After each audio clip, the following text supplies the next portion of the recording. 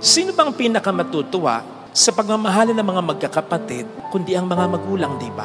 Ang kaligayahan ng mga anak, pagmamahalan ng mga magulang. Ang kaligayahan ng ating mga magulang, pagmamahalan natin na magkakapatid.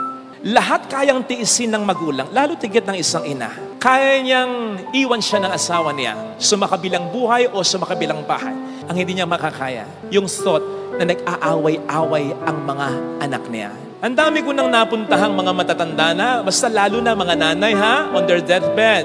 Unti-unti mawawala yung mga panalangin, yung mga hindi ganong importante. Hanggang sa huli, mawawala yung panalangin, sana gumaling pa ako. Pero ang hindi mawawalang panalangin, Panginoon, gabayan mo ang mga anak ko. Magkasundo sana ang mga anak. Kasi ang magulang, lalo tigit ang isang nanay, bakit siya natatakot mamatay? Kasi alam niyang walang ibang pinakamakapagmamahal sa anak niya, kundi siya lang. Swerte kung yung anak niya makakatagpo ng mabuting asawa o may bahay. Pero hindi mo kadugo yan eh. Kaya napakapalad ng ina at mamamatay siya ng payapa kung alam niya nagmamahal at nagmamalasakitan ang mga anak niya.